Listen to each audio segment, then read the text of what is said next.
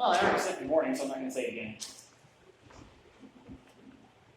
Once again, it's still great to be here, even just a few minutes later. Great to be here in the house of the Lord. It's been my pleasure and just a privilege to be able to preach all these months, to work through the book of John, to see what the Lord has to share with us each week. So if you will turn in your Bibles to John chapter 6. If you want to follow along with your Pew Bibles, it's page 718. And I promise you that the Pew Bibles don't actually stink, despite the fact that they're called Pew Bibles. They smell just fine.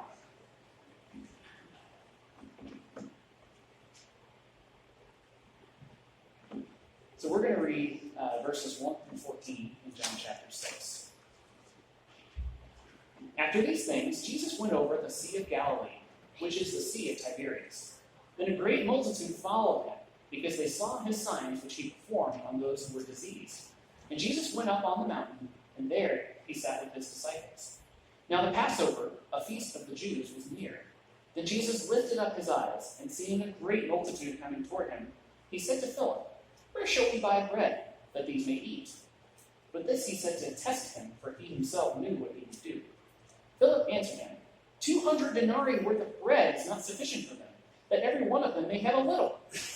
One of his disciples, Andrew, Simon Peter's brother, said to him, "There is a lad who has 5 barley loaves and 2 small fish, but what are they among so many?" Then Jesus said, "Make the people sit down." Now there was much grass in the place, so the men sat down, in the number about 5,000. Then Jesus took the loaves, and when he had given thanks, he distributed them to the disciples, and the disciples to those sitting down, and likewise of the fish, as much as they wanted. So when they were filled, he said to his disciples, "Gather up the fragments that remain, so that nothing is lost." Therefore they gathered them up and filled 12 baskets with the fragments of the 5 barley loaves, which were left over by those who had eaten. Then those men, when they had seen the sign that Jesus did, said, "Truly, this is the prophet who has come into the world." Let's pray.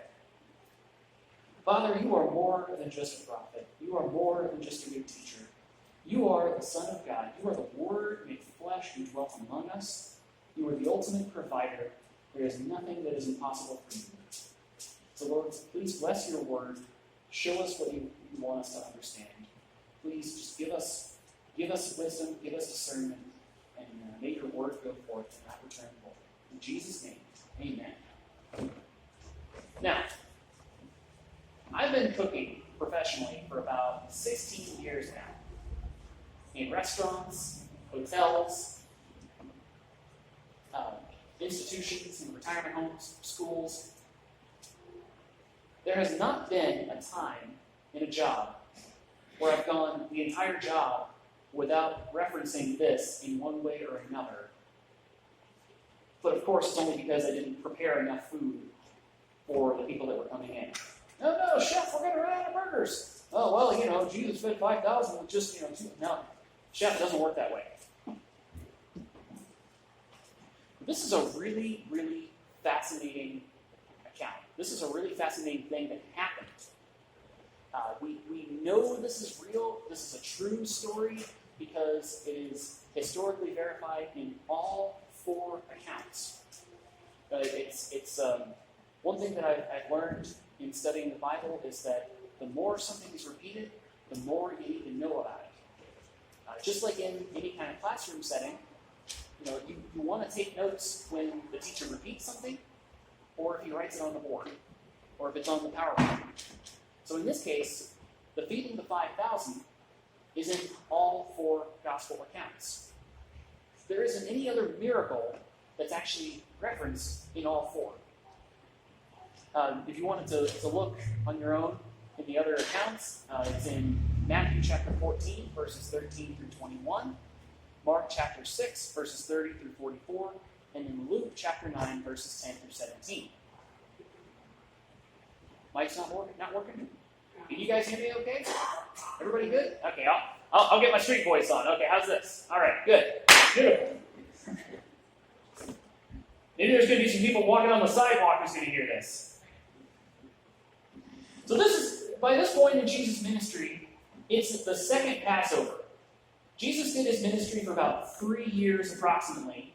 So it's the second Passover, so he's about midway through his time ministering to the world in Israel.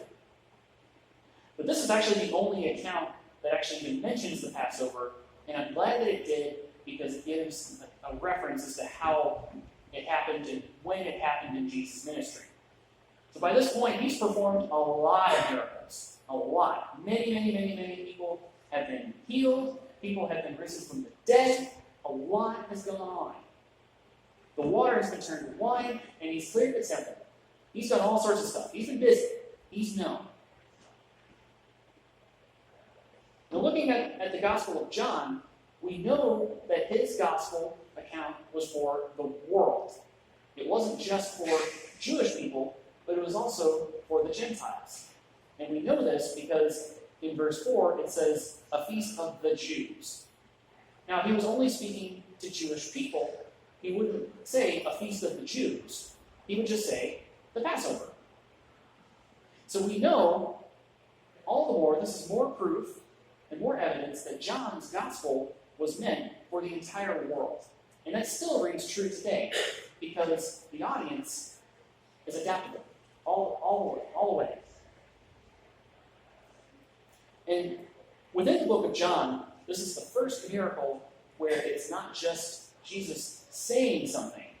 Like this actually involves some action, like him to do something, with his hands, and with everybody else having to cooperate.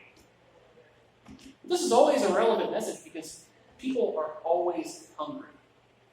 Like I said, and not just hungry for food. I'm always hungry, for food. I'll never turn down a meal, especially if it's free. Free is my favorite flavor. But people are hungry for answers. Now more than ever. With the way the coronavirus has crippled this planet, people don't know what's going to happen tomorrow. Am I going to have my job tomorrow? Am I going to catch the virus? It's just a day by day living in uncertainty. So people are hungry. They're hungry for answers. They need to know what is true. And the fact is that because people are hungry, we can feed them. There is a proverb where it says, he who is full loathes honey, but to him who is hungry, even what is bitter is sweet to him. People are hungry right now. The harvest is plentiful. The field is ripe for the harvest. That's why I was able to use a complex theological term that I was joking, but this young lady wanted to know more. She's hungry. People are they're looking for something, whether it's a political ideology, a certain economic system, something. They need some assurance that everything's going to be okay.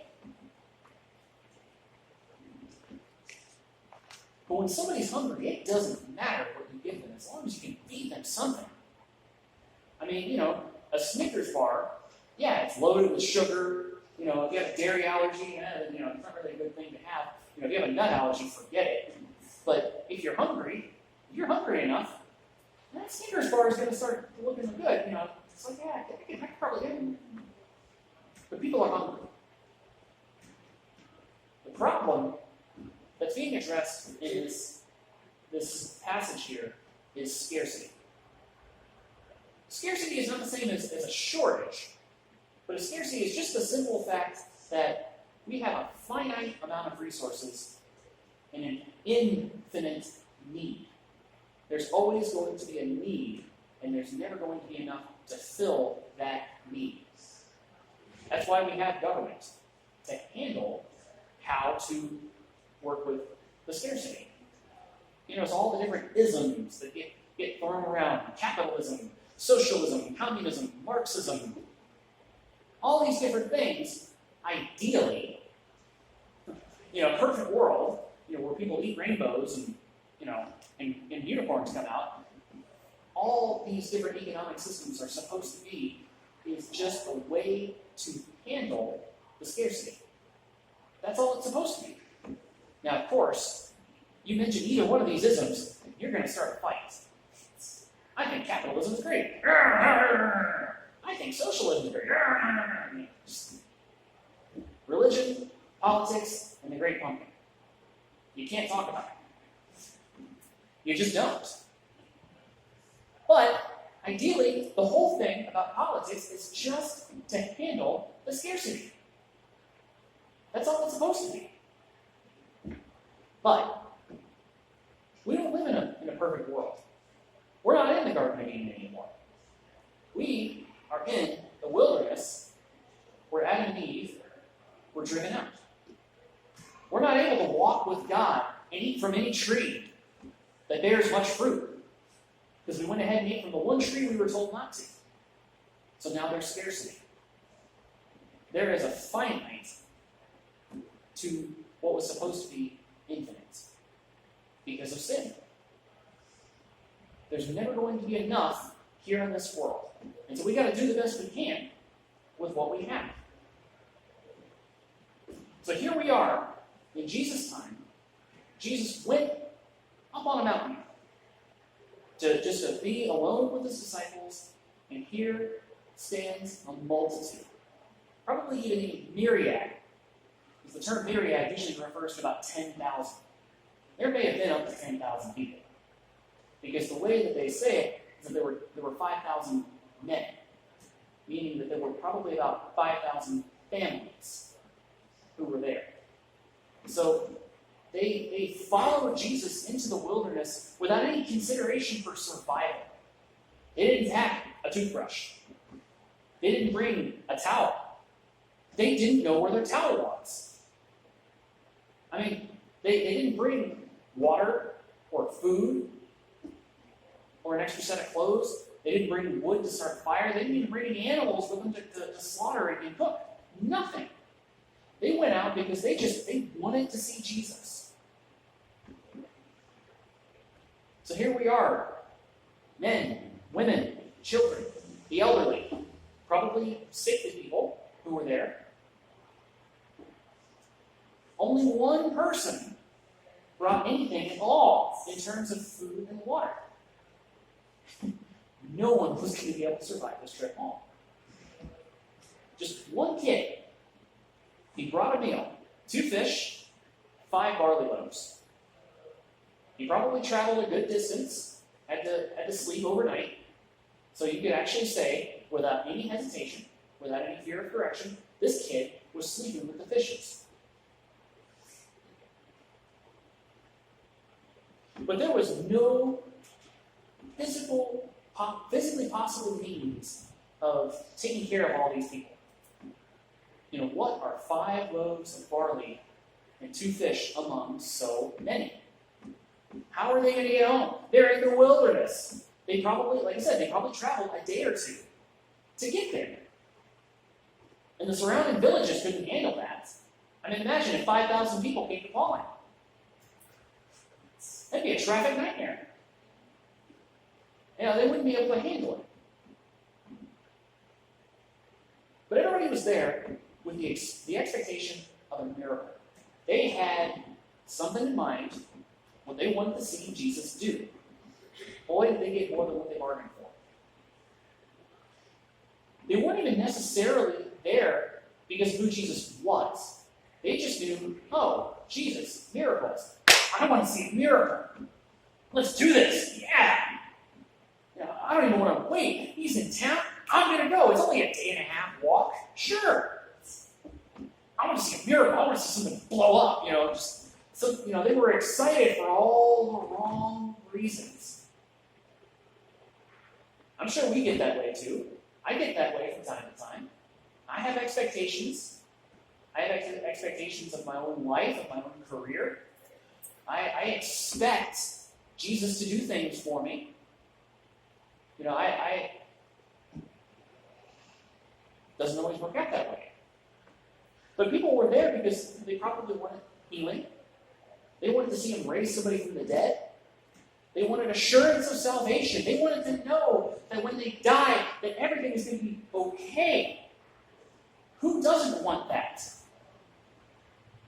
Even if they weren't weren't there for some sort of supernatural miracle. They wanted to know that everything was going to be okay. This guy, Jesus, he's talking about heaven and hell an awful lot. He's talking about the kingdom of God. He must know something. He's performing signs and wonders.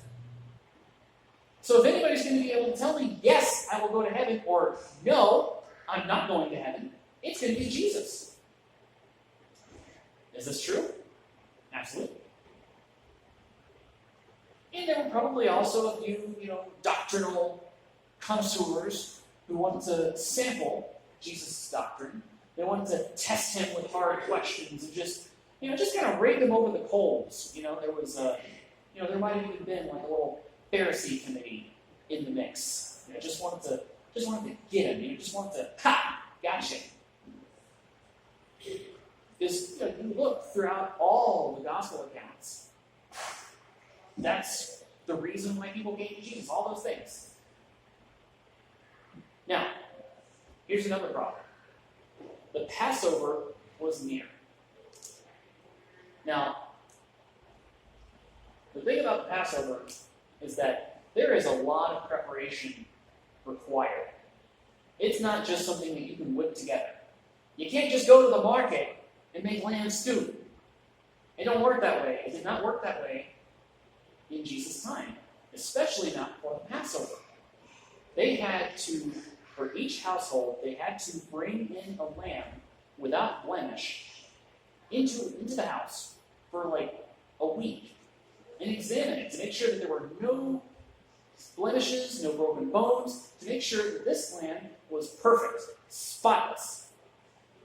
The perfect, spotless lamb of the Passover, and they were to kill it and paint the blood on the doorpost. You know what they have to do? Where they have to be to do that? They have to be in their home. Are any of these people at home right now? No.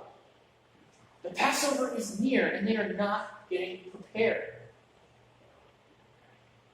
Jesus is aware of this. And this is why I believe, more than anything, why Jesus had compassion on them. He was moved with compassion on the multitude, because they were like sheep without a shepherd. If you've ever worked with sheep, they need a shepherd. They need somebody guiding it every step of the way. So this poor flock, these beautiful creations, he was there when they were all formed in the womb. He knew them by name. Every single one of them lost. How heartbreaking it must have been for Jesus to see a myriad of people who he all knew by name.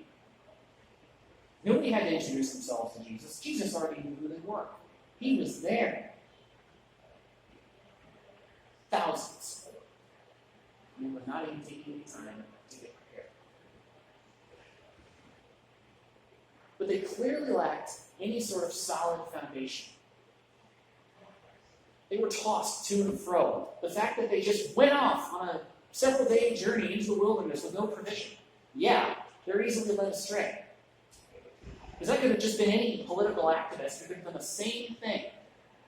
There could have been some revolutionist. Barabbas could have just led these same people away into the desert, and they all would have died. Because they were that easily led astray. Isn't it good that they came to the good shepherd? Of all the times to be led astray, they ended up finding the very shepherd who was going to get them back into the fold where they needed to be. But there was a clear and present danger that this poor flock was going to get torn apart by wolves. Even physically, but I mean spiritually speaking, that other teachers were going to come in and tear them apart. We see this all throughout history, that false prophets in the Old Testament and false apostles in the New Testament. Guard your flock. Those who are in your care, your children, and for pastors, your church. Guard your flock. You don't just nurture them and feed them and take care of them. You've got to guard them. There's a reason why the shepherd has the rod. He doesn't just have his staff, but he has the rod. David is known as a good shepherd. What was the first thing you hear David talk about? You read about David tearing apart a lion and a bear with his bare hands. because he protects his flock. And that's why he was chosen to be the leader of Israel as their flock.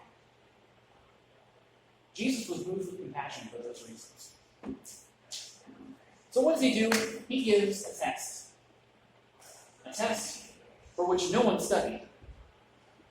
So really, I guess you could say it's more like a pop quiz. Okay, pop quiz. How are we going to do this? Philip? How are we going to do this? Go, come on, let's give them something to eat. They're hungry. What are we going to do? And he knew. How do you answer a rhetorical question? The point of a rhetorical question is to get you to think. The idea of rhetoric is to get you to think about what's being said. It's not meant to be taken seriously, it's just, hang on, okay, right, okay. Jesus already knew the answer. He was testing his disciples. Jesus already knew how his disciples were going to react. So why was he testing them? Why test someone where you know the answers? You may know how they're going to respond, but you test them to show them how they're going to respond. As I've said before, a good way to determine a person's character is to put them in a situation that they don't want to be in and see how they respond. You can find out a lot about yourself when you're in a situation you don't want to be in. Now, there are other accounts where it was actually one of the disciples who approaches Jesus first. But either way, this is a rhetorical question. Jesus is just doing them a favor by getting them to think about how is Jesus going to do this, instead of what are you talking about? See, really, asking questions is a great way to teach somebody something. Because, first of all, it keeps you in control of the conversation. When you're teaching somebody something, you have to be in control of the conversation. Otherwise, they're not going to learn anything. But asking questions to someone who is asking you a question, it challenges any kind of assumptions. So when somebody asks, for instance, why would a loving God send anybody to hell? Okay, well, why does hell exist? Well, hell exists for bad people. And so, what defines a bad person? Well, somebody who's sinned. Okay, well, what is sin? Lying. There you go. I didn't have to say anything. I didn't have to give them any direct answer. I just asked them questions and I led them through it.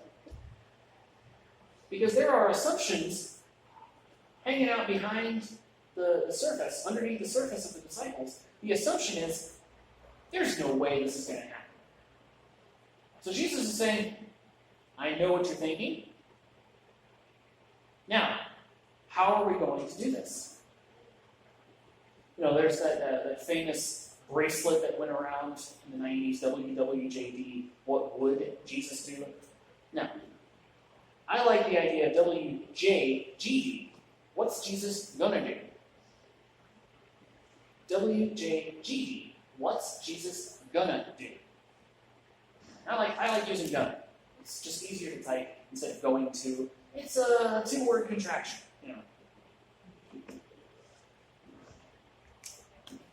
Actually, all contractions.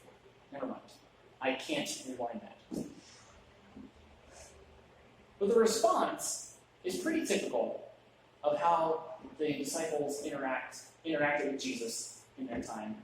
Philip just simply marvels at how outrageous of a question Jesus poses to him. And it was probably along the lines of, you're kidding, right? You want us to do what? There are thousands of people here. I didn't even have any food. I barely can feed myself right now, Jesus. I hope you have something up your sleeve right now, because there's no way that we can do this. 200 denarii is a lot of money. A denarii, it was a single coin that was about the equivalent of a day's wages.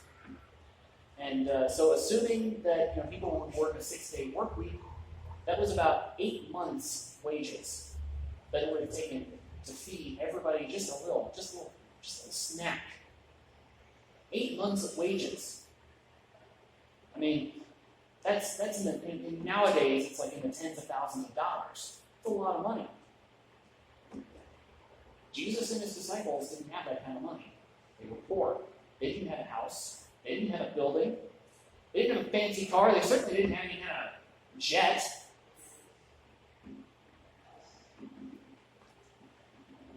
They had to rely on donations just to survive themselves.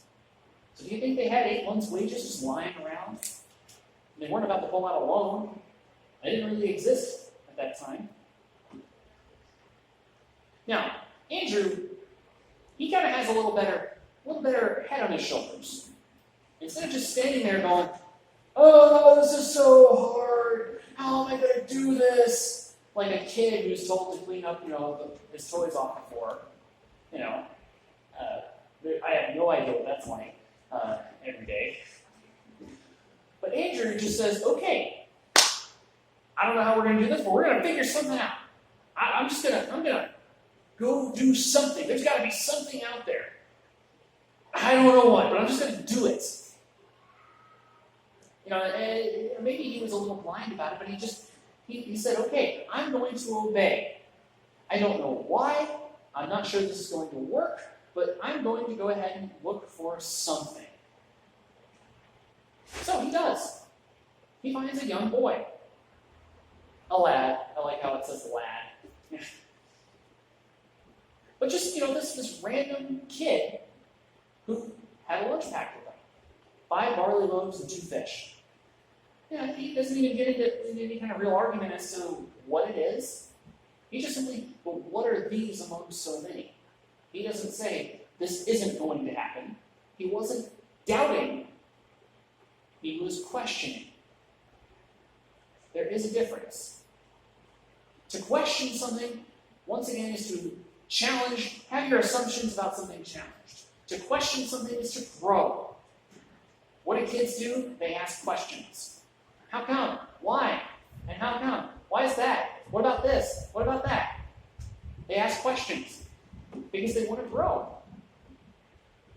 Questioning is good. Andrew is questioning. Thomas, however, when we read about Thomas at the end of the book of John, spoiler alert, Thomas is told about the resurrection, that their master, their Lord, Jesus Christ, is risen from the dead. And he says, "Unless I see it for myself, I will not believe." Thomas was not questioning. Thomas was doubting. Andrew was just simply asking the question, what are these among so many? What is this that we have to offer? I don't know what it is. I don't know what you have in store for this, Jesus, but I'm going to give it to you, and we're going to hope for the best. And what you really got to like about the boy is that he gave up everything that he had to offer. He had his only meal, his only means of surviving. Because we don't know how long of a trip it was, but he went that far, and he was probably going to need all 5 barley loaves and all 2 fish for himself. But he willingly gives it up, probably wondering the same thing. How is this going to feed everybody? But hey, one of Jesus' disciples is asking me what kind of food I have. How can I say no? Here I am to offer it. It's not much, but it's here. It's yours. Do with it what you will. Trust me, guys, it was not much food. Barley loaves were by no means a luxurious commodity. It's not like the wonderful loaves of bread that we get whenever, under normal circumstances that I love so very, very much. It's not artisan bread. It's not even Wonder Bread. Nothing like that. Wonder Bread, it's a wonder how it even is called bread, to be entirely honest. But it was probably about this big. Not very big. Maybe even smaller. But it was probably about the equivalent of a dinner roll. Like an oversized dinner roll. It wasn't much. And barley, historically, has been cheaper. It's less interesting. It's a lower class food than wheat. comes up earlier in the season, so you need it right away. The poor, they don't have as much to work with, so they need that harvest right away. They don't have time to wait for the wheat, which comes later. So barley, it's a poor man's loaf. And, it wasn't light and fluffy, crunchy on the outside and soft and moist and fluffy on the inside. No. The truth is, especially for like a poor man's loaf, a poor man's bread, it was probably very coarse and crunchy on the inside too. Because when they had to grind it, they had to grind it themselves. And to get fine flour, you have to grind it with, by hand with a stone. And then you have to take it and sift it. So whatever falls through, you grind it again. And then you sift it. Grind it, sift it. And whatever's left is what you have for your flour. People who don't have a whole lot of money couldn't afford to lose that much product. They might have lost up to half of their product in the process of sifting if they went that far with it. So it was probably dry because it was sitting in the boy's pack for a couple of days. It was, probably, lukewarm or cold, probably very stale. By no means an interesting meal. The only thing interesting about it is the fact that it was a miracle meal. It was blessed by Jesus. Now, as far as the fish, we're not talking about Chilean sea bass here. We're not talking about, like yellowfin tuna, where like a normal tuna fish is like from here to here. And like this big around where you have 30 pounds of meat, 50 pounds of meat, 100 pounds of meat to go around. That might have given everybody a little. The fish in the Sea of Galilee are like that. They're like the actual fish that Dad caught. When they say, oh, the fish was this big.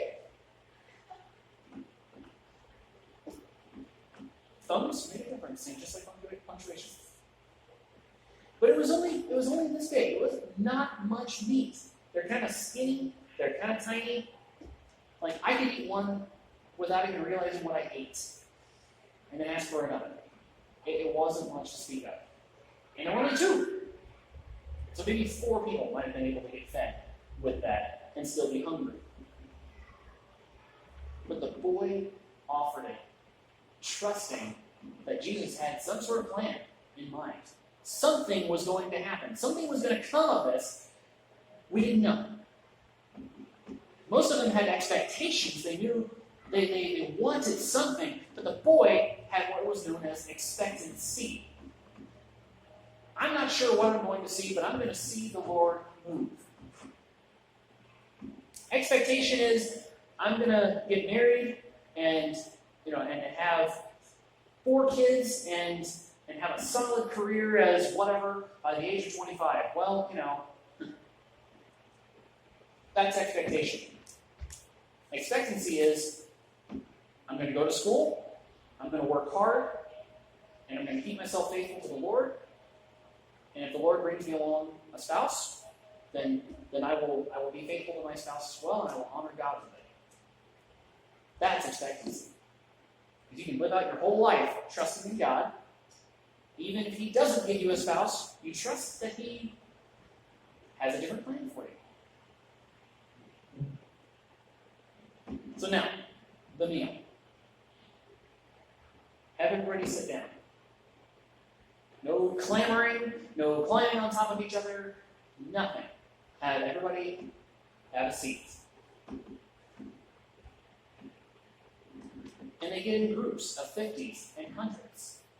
What's really good to note here is that the people received a miraculous meal in a calm and orderly manner.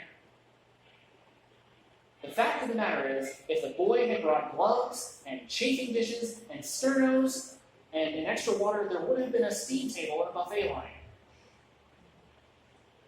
If he had serving utensils, the disciples would have just set up a buffet line. And, okay, one at a time, just go through the line. Now you've been up here already. Wait for everybody else first. But it was done in a neat and orderly manner. It was not chaos. It was not just go out and get you some.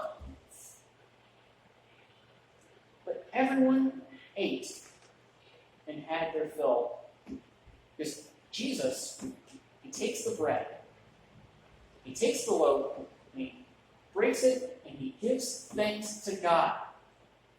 Sounds an awful lot like the Last Supper, doesn't it? Jesus says that he is the bread of life. And in the Last Supper, he said, "This is my body broken, which is given to you. When you eat of this bread, do so in remembrance of me." He's foreshadowing his death, guys, when he's doing this. But people, not only is everybody able to eat, but they're filled. They're satisfied. They're able to eat until they don't need to eat anymore. They have everything that they need right there. Total provision.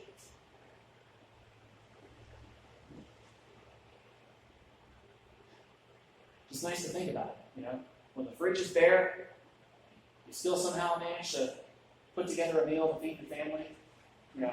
Haven't gone grocery shopping in a long time, and you still just somehow have meals all the time. God is good. God is the ultimate provider.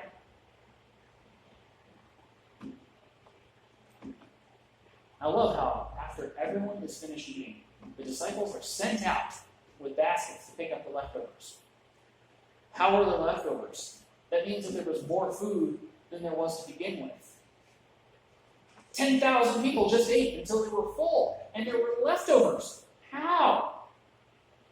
Tupperware hadn't even been invented yet, so leftovers weren't supposed to exist.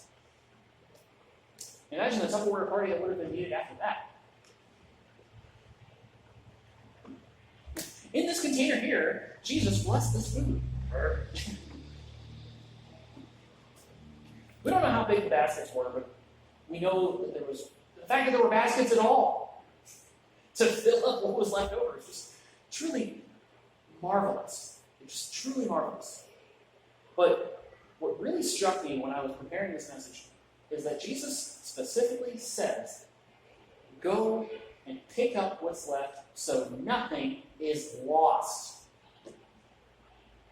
Go therefore, seek and save that which is lost." What's that sound like? Sounds like the Great Commission, doesn't it? You could honestly say that this passage here is the summary of everything Jesus came to do. He came to give his life for many, for his body to be broken, and for his disciples to go out. You and me, we are disciples, and we go out and seek and save that which is lost. Jesus died for everyone. Everyone who partakes in him, in his body, will be filled and will never need anything else. It may not seem like there's much. It may not seem like much of anything. Just a trust in Jesus, just a trust in a person I've never seen before. What is that among so much need? But we are to go out and gather what's left so that nothing is lost. The lost matters to God so much. The result of everything after the meal, when everybody would be, playing cards, or, if Monopoly existed, that's when people would be pulling out the Monopoly board and, trying to figure out how to put a hotel on Boardwalk. But when everybody's just kind of hanging out, just enjoying, just being full, and they marvel at how awesome Jesus is. They regard him as a prophet of some sort. Great and mighty, at the very least. Maybe being equal to Moses and Elijah. Moses in his authority of the law, and Elijah in the power of signs and wonders. But we know that the people did not see him as any more than that, because every time he would refer to himself as "I am," as greater than Abraham, greater than David, greater than Moses, they got mad. So even after this amazing sign and wonder, they still only regarded him as a prophet. Yes, the crowd friend-zoned Jesus. It's like, "Oh, you're doing all these wonderful things. I don't know where I would be without you." "Oh, yes, please, God. You are such a good friend." Pat, pat, pat. Oh. I know what it's like to be friends do all these wonderful things for somebody, and they just, oh, you're such a good friend. Fortunately, God changed their hearts, so, here we are. But that's another thing right there, is that God can change hearts. So even these people who saw this amazing work only regarded him as a prophet, guess what? God can change their hearts. God probably did change their hearts. We don't know how many people continued to follow him after that. We don't know how many people were a part of the early church who were there. But we can be certain that hearts were changed. They continued to follow him, at least for a shot and another meal. We're going to talk about how these people basically were stalking him like they would a celebrity. I mean, if Jesus had an Instagram, people would be, people would be like, oh, hey, he posted an Instagram. This place, okay, yeah. People were stalking him afterward. And we'll talk about that in a future week. But they continue to follow him, but not because of who he is, but because of what they could get out of him. So what's the point of all this? What can we take away from this? Because I can share with you all sorts of fun facts, good little nuggets of wisdom, good little tasty treats to snack on, in a manner of speaking, little Bible snacks. This is my snack size Bible. But what good is it if you can't apply it? What good is it? What nutritional value is it if you can't use it? Well, when Jesus calls you to do the impossible, how are you going to be? Are you going to be a Philip your jaw just hits the floor and say, are you kidding? And just stand there and marvel at how hard it is and complain and whine and just do all the numbers and just show how impossible it is? Are you going to be like Andrew, who, something's got to happen. I'm just going to run around in circles until I find something. But I don't really know what's going on. I don't know why, but he told me to do it. I'm just going to do it, okay? Or are you going to be like that boy who says, okay, I'm going to give everything I have to you because I trust that you're going to do what you need to do with it. Lord, let your will be done, not mine. Doesn't matter if I get fed. If the Lord asks it of me, I will trust him and I will give it to him without any further question.